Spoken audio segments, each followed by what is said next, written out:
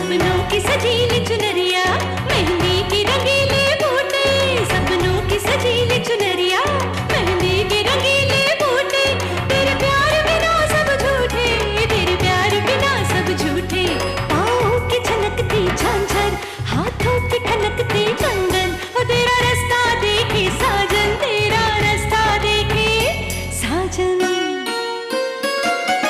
मेरी बाहों में हर पल बहारों के मौसम है, बूंद ना बादल कोई, फिर क्यों आँखें नम है, तेरे सिंदूर की लाली अब नहीं मिटने वाली, कह रही हर धड़कन सात जन्मों तक साजन। बनूं मैं तेरी दुल्हन, बनूं मैं तेरी दुल्हन, बनूं मैं तेरी दुल्हन, बनूं मैं तेरी दुल्हन।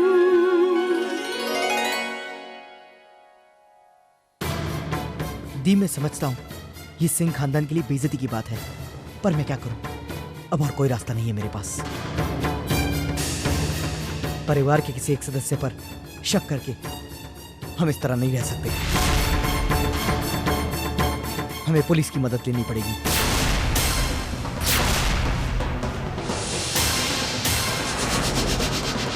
प्लीज।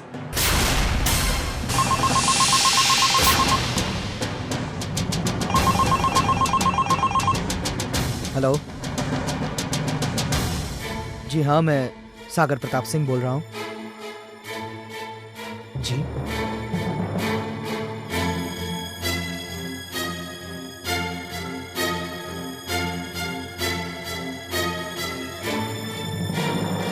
Ji, thank you. किसका फोन था सागर? माँ, बहुत इत्तेफाक की बात है, हम पुलिस को बुलाने वाले थे और उन्हीं को फोन आ गया।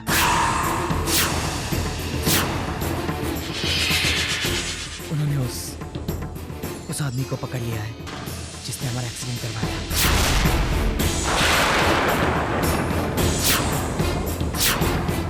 उसने अपना गुनाह कबूल कर लिया है और ये भी कहा है कि ये एक हादसा नहीं था।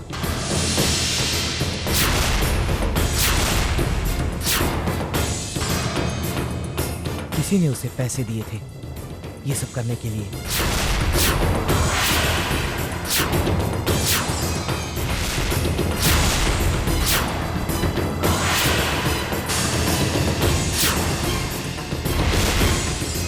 किसने किया ये सब? कोई नाम बताया उसने? शायद माँ। तभी उन्होंने हमें पुलिस स्टेशन में बुलाया है।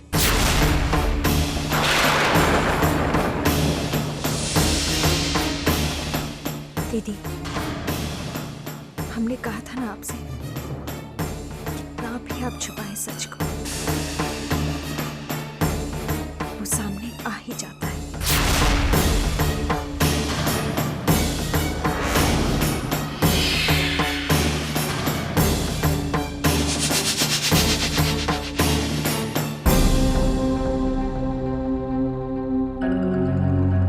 एक्सक्यूज मी, मैं सागर प्रताप सिंह। आपने हमें बुलाया? जी हाँ, हमने उस आदमी को गिरफ्तार कर लिया है जिसने वो एक्सीडेंट किया था। अब आप लोग उस शख्स का नाम जानने के लिए बेताब होंगे जिसने उस काम को अंजाम देने के लिए उसे भारी रकम दी थी।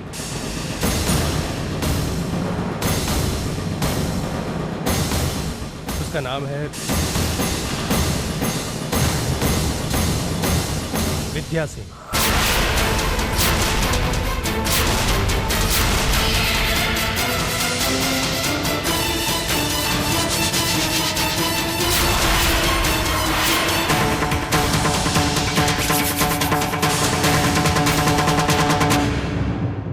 ऐसा कैसे हो सकता है?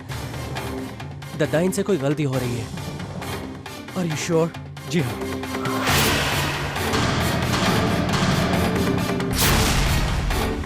उस आदमी ने हमें यही नाम बताया था।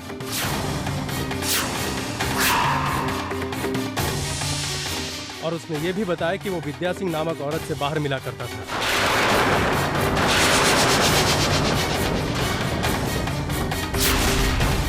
और उसने उसे इस काम को अंजाम देने के लिए एक भारी रकम दी थी। सिंह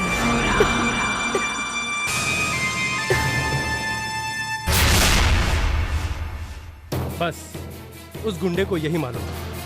इसके अलावा वो नहीं जानता कि वो कहाँ रहती है और क्या करती है।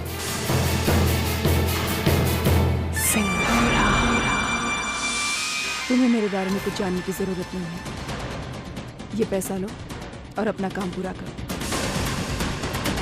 हमें कम से कम आपका नाम तो मालूम होना चाहिए। विद्या सिंह।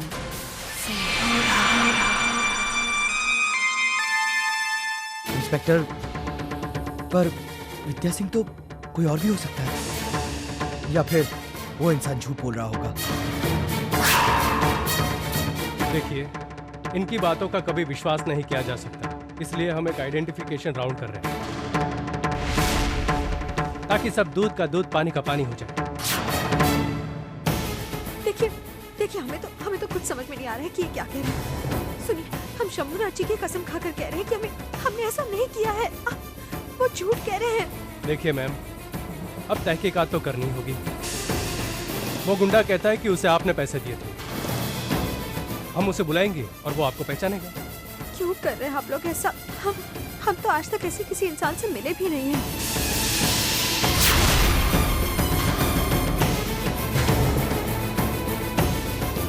चलो विद्या।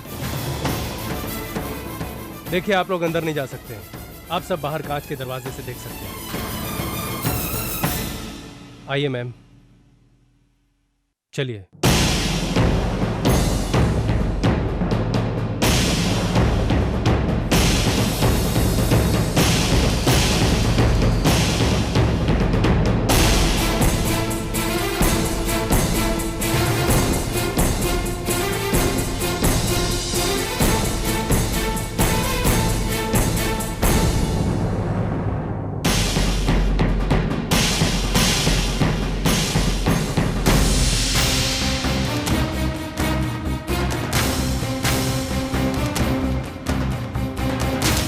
आप यहाँ खड़े हो जाइए।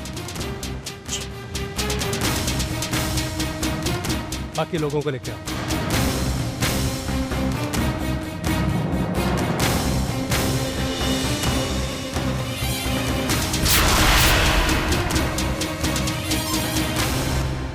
आप सब इनके आसपास खड़े हो जाइए।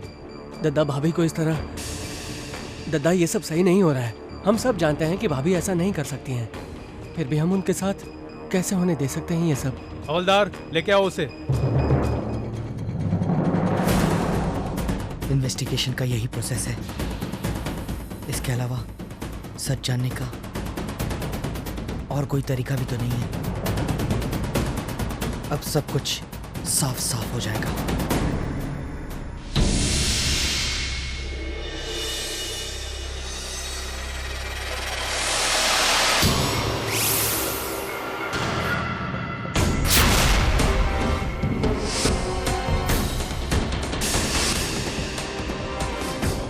अब पहचानो, इनमें से कौन है विद्या सिंह?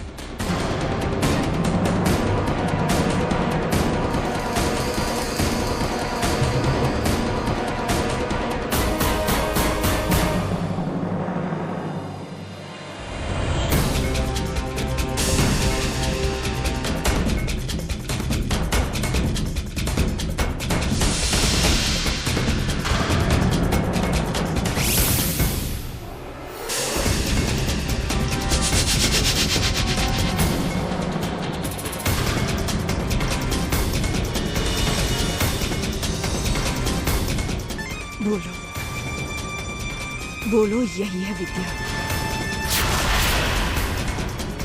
बोलो, यही है विद्या।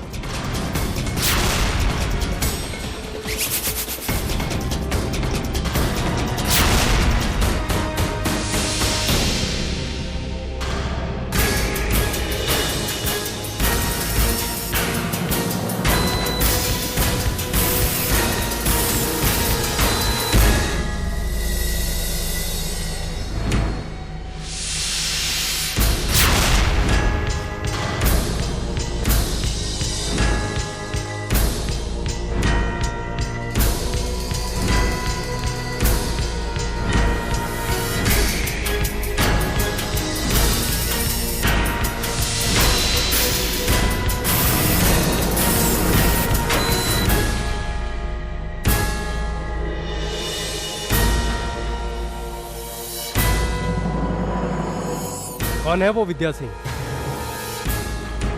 क्या वो इस वक्त यहां पर है?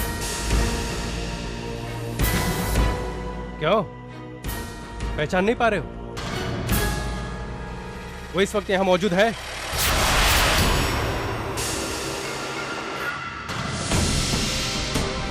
झूठ बोलने की सजा जानते हो तुम?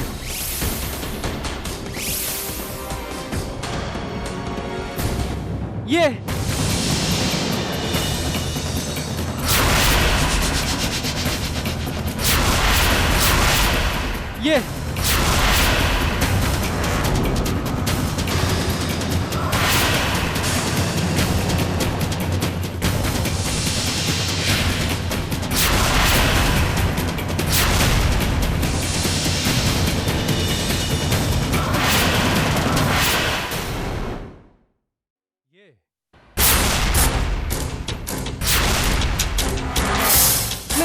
नहीं, ये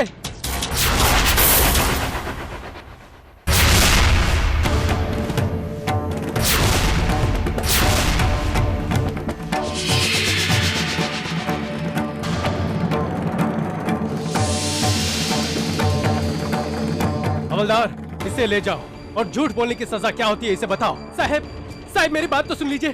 साहब मेरी बात तो सुनिए साहब। बाकी को ले जाओ।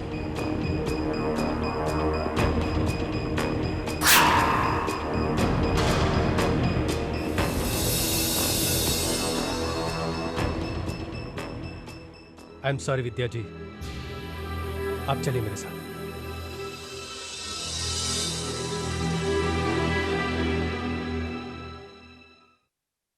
मैं अपने ढंग से पता करता हूं कि यह माजरा क्या है।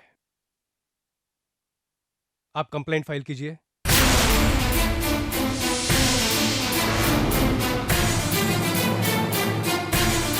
सागर जी। यहाँ आओ। Excuse me. चल। सागर जी। मैं तो कहती हूँ कि बात को यहीं खत्म कर दो। एक पुलिस केस होगा जिसमें पुलिस इन्वेस्टिगेट करेगी, एक मर्डर अटेम्प्ट जिसमें हमारी फैमिली का एक मेंबर इन्वॉल्व है। नहीं सागर, सिंह खानदान का बहुत नाम उछाला जाएगा। नहीं, जितनी तकलीफ हमें मिलनी थी मिल चुकी। ये सब मैं बर्दाश्त नहीं कर पाऊंगी। पर दी, आप जानती है इस एक्सीडेंट से जीजू की क्या हालत हुई है? आप जानती है ना? हमें बातों की तह तक जाना पड़ेगा। दी, मेरी बात सुनिए। नहीं, रहने दो सागर। तेरी जीजू के साथ जो होना था हो चुका है। बस मैं इस बात को और नहीं बढ़ाना चाहती। हमें कोई केस नहीं करना है, कोई केस नहीं करना।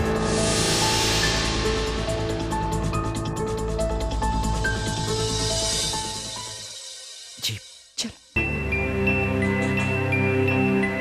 Excuse me. जी कहिए।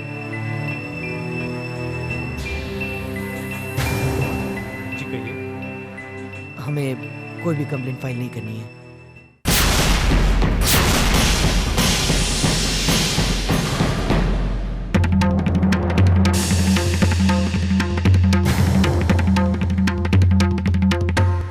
Thank you. जैसे आपकी मर्जी।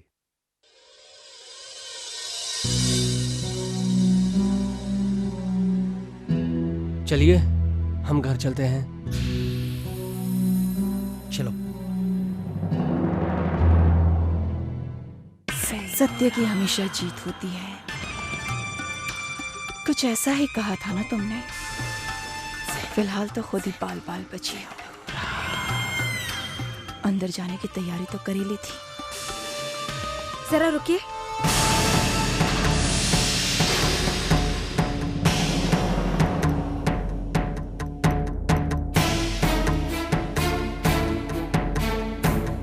आपने हमें उस गुंडे के सामने तो पेश किया और वो हमें पहचाना नहीं। तो हम ये कह रहे हैं कि हम सिंदूरा दीदी को भी उनके सामने पेश करते हैं।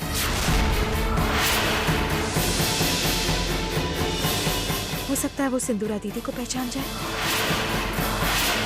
तुम्हारा फिर से दिमाग खराब हो गया विद्या। फिर से फिजूल की बातें कर रही हो। बस विद्या, बहुत हुआ। सागर,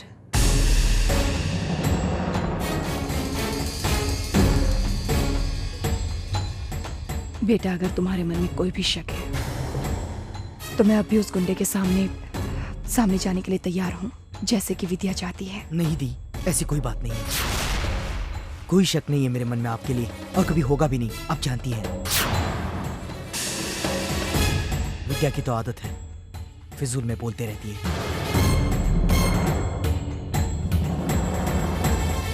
विद्या, अगर तुम मेरी मदद नहीं कर सकती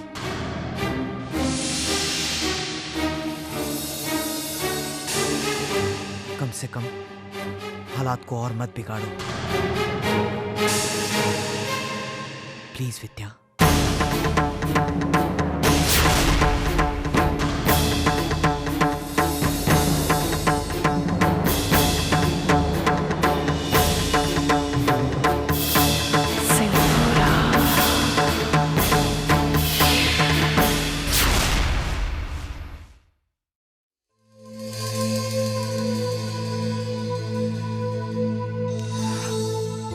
अनिकेत, अब कैसा लग रहा है आपको?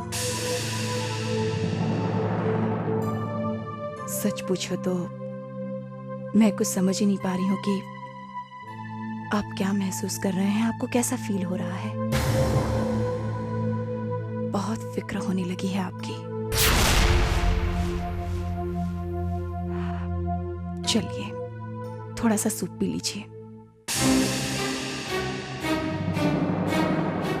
अनिकेत, चलिए मुंह खोलिए।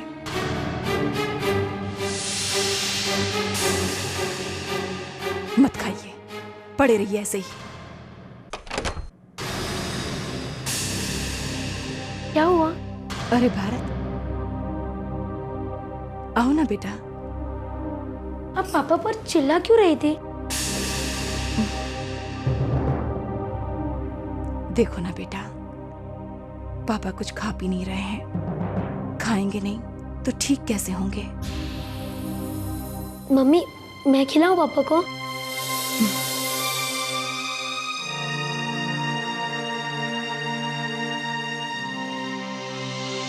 दीदी, अरे डॉक्टर साहब आइए, देखिए ना अनिकेत कुछ खा नहीं रहे हैं।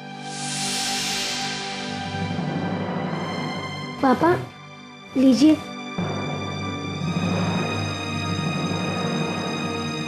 पापा लीजिए ना प्लीज।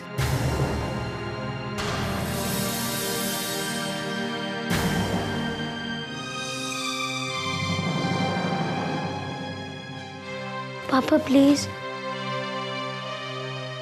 जीजू प्लीज खा लीजिए ना, प्लीज कुछ खा लीजिए। देखिए अगर आप खाएंगे नहीं तो ठीक कैसे होंगी? अनिकेत, ऐसा क्यों कर रहे हो बेटा? कहीं दर्द तो नहीं हो रहा तुम्हें? I don't think so. जब पेशेंट यूं खाने से मना कर दें तो वो कुछ कहना चाहता है, यानी अपनी बात आप तक पहुंचाना चाहता है। कौन सी बात? पता नहीं, पर कोई बात तो है। इस तरह के बेड रिटन पेशेंट के पास अपनी बात समझाने के लिए बस एक ही रास्ता होता है। अक्सर देखा गया है कि ऐसे लोग किसी एक के हाथ से नहीं खाते हैं, जबकि दूसरे के हाथ से खा लेते हैं। इससे ये बात समझाने की कोशिश करते हैं कि वो किसकी तरफ है, किसे ज्यादा पसंद करते हैं। मगर डॉक्टर साहब, जीजाजी किसी के हाथ से भी खाना नहीं खा रहे हैं। क्या घर में कोई ऐसा नहीं है, I mean, जो इनके करीब हो? है विद्या मामी। पापा उन्हें बहुत लाइक करते हैं। मैं अभी लेकर आता हूँ। विद्या मामी।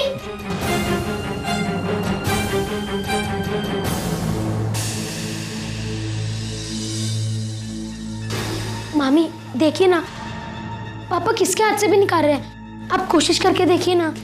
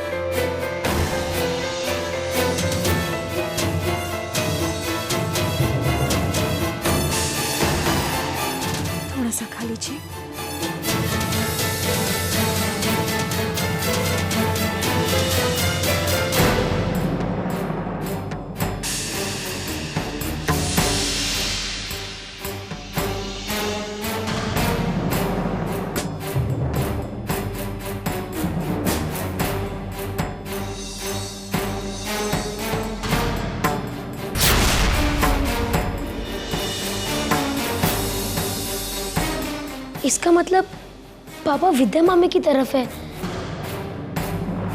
भारत, बहुत बोलते हो तुम, मुंह बंद रखो अपना।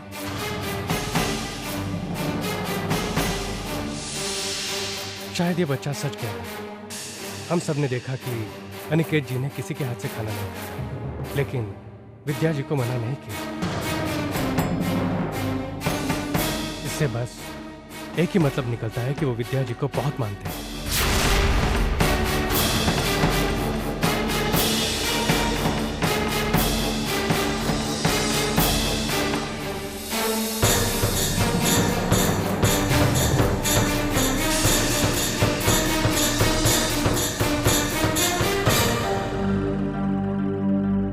दद्दा, अजीब लग रहा है ना आपको कि भाभी इतनी गलत होने के बावजूद जीजाजी उनका साथ क्यों दे रहे हैं, उनकी तरफ क्यों हैं? इस समय हम भी उतने ही असमंजस में हैं जितने कि आप। मगर हमें इतना पता है दद्दा कि भाभी बिना किसी ठोस सबूत के किसी पर यूं आरोप नहीं लगाएंगी। पिछली बार जब उन्होंने दीदी के ऊपर इल्जाम लगाया था तो उनके अंदर झिझक थी, घबराहट थी, मगर इस बार उन्हें खुद पर पूरा विश्वास है दद्दा। और फिर उस रात जब वो लोग मंदिर के लिए निकले थे तब हमने उन्हें अपनी आंखों से जाते हुए देखा था। क्या देखा था तुमने? हम थोड़ी दूरी पर खड़े थे, हमने देखा कि दोनों जरूरी बातें कर रहे हैं और दोनों एकदम घबराए हुए लग रहे थे। और जीजाजी के पास ऐसा कुछ सबूत मिल गया है जैसे कि मानो जैसे उन्हें कोई अहम बात मालूम हो गई हो, और वो उन्हें कोई तस्वीर भी दिखा रहे थे।